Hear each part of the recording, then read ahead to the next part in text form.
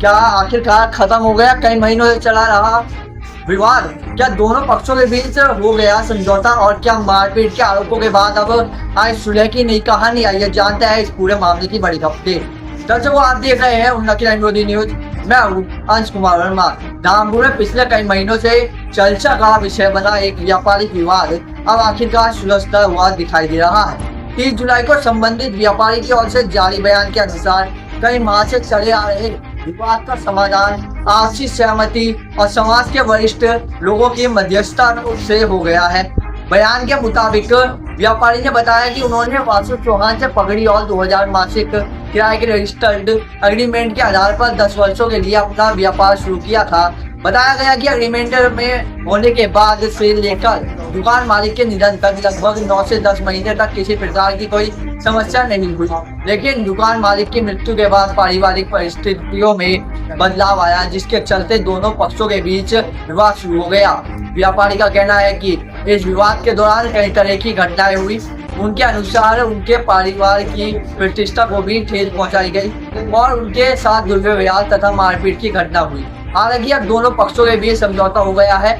जारी बयान के अनुसार श्री महेंद्र धनोरिया और श्री सुभाष चौहान की मध्यस्थता में यह विवाद समाप्त हुआ। समझौते के तहत दुकान का मालिक की मासिक किराया बकाया 13,000 तय किया गया है और व्यापारी को अगले 10 वर्षों तक व्यापार जारी रखने की अनुमति दी गई है। साथ ही एग्रीमेंट के अनुरूप भविष्य में किराया बढ़ाने की व्यवस्था भी तय कर दी गई है। व्यापारी ने यह भी दावा किया है कि मारपीट और दुर्व्यवहार की घटना में शामिल लोगों ने उनसे माफी मांग ली है।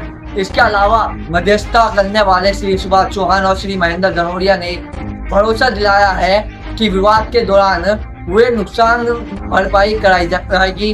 अपने बयान के अंत में व्यापारी ने सभी व्यापारी चिंतकों और सम्मानजनक उन लोगों का समाज के उन लोगों का आभार व्यक्त किया जिन्होंने पूरे विवाद के दौरान उनका साथ दिया। उनका कहना है कि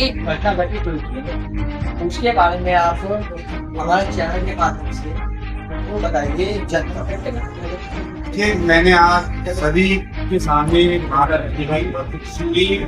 पिछले जब विवाद में समाधान में हम आज सफल हुए हैं। मैंने देवाशीष ठाकुर वासु चौहान से कुछ पगड़ी और 2000 के मासिक के रजिस्टर्ड एग्रीमेंट के बाद 10 साल के लिए अपना यहाँ तक व्यापार शुरू किया। एग्रीमेंट से लेकर दुकान की उम्र की मृत्यु के बीच लगभग 9-10 माह तक कोई भी व्यवहार नहीं आया। उनकी मृत्यु के पश्चात उनके परिवार की स्थिति बदल गई, जिसकी वजह से यह विवाद उत्पन्न हुआ। विवाद के बीच में क्या क्या हुआ आप सब भली भांति परिचित हैं। जिसके मन में जो आया उसने वो कहा।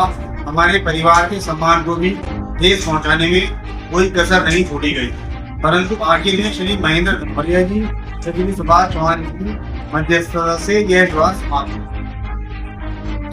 उनके परिवार के सहयोग के लिए 13,000 मासिक किराया बढ़ना तय हुआ। 10 साल तक व्यापार करने की अनुमति तय हुई है। एग्रीमेंट के अनुसार किराया वृद्धि भी तय हो गई है। मेरे साथ हुए दुर्व्यवहार मारपीट के ये घटना को अंजाम देने वाले लोगों ने माफी मांग दी है।